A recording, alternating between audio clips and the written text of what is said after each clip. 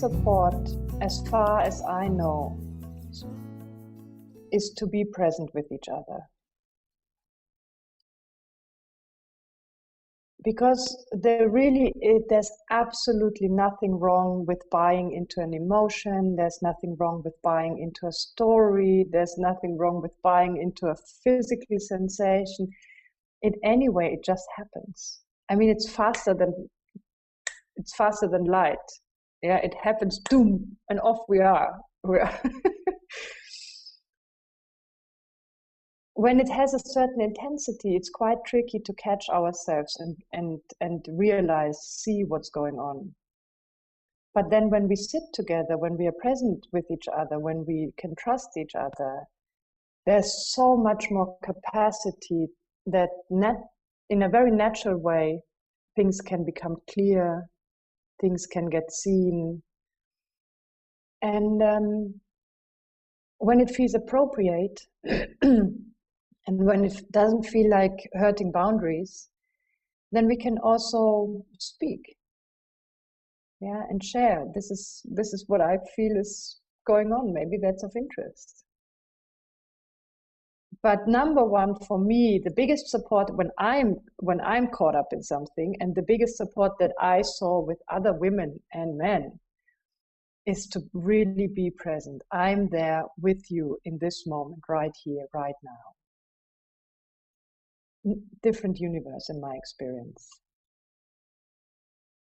Yes, there's great power in receiving the other through our presence, as you say. Yes. I also discovered too that working in groups that after sitting and receiving the other, that what happens when this emotional story takes hold, certainly, like you say, it's totally fine that it does. And there's also a noticing that we stick it there with meaning, so to speak. Yes. It's you know, it's we stick it there, and if we can and somehow if we can assist in the inquiry, or for myself, I know when there's a contraction present, I always know that the contraction is not true, so to speak, because behind each contraction, I've discovered for myself, there's a story. Sometimes I'm not aware of it, in which case I don't do inquiry. I just allow it to be, I just allow it to be, and move and just move with that until somehow it just releases. And other times consciously, there sort of seems to be this access point where I see the story I'm telling myself, and somehow it just unsticks immediately with inquiry. So sometimes I wonder, can we support the other person if they're open to see what meaning they're sticking onto the emotion? Because for some people, emotions can linger for days and days.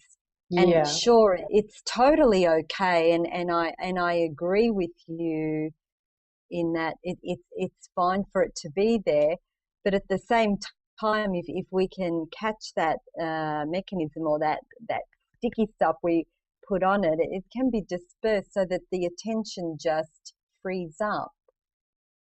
I would say, regarding the emotion and the meaning we stick on it and how long it lingers and all the rest of it,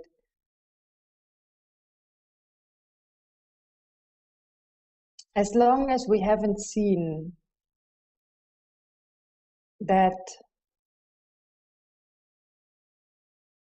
story is not true, it's an invention of our mind.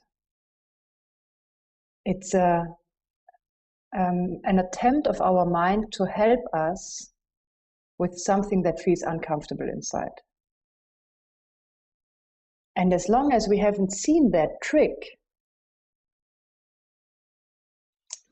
we hardly stand a chance.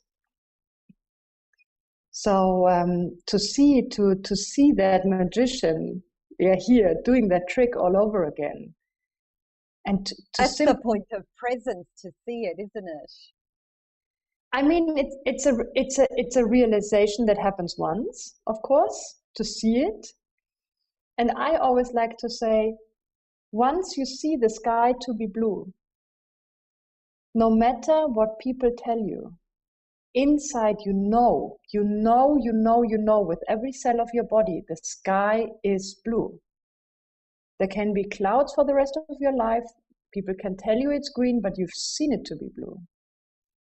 And I like that metaphor. Once you really saw, the mind's fooling you. Not in a bad way. The mind's really trying to help you. Only it never worked. Okay, so let's stop buying into that story after X years of doing that.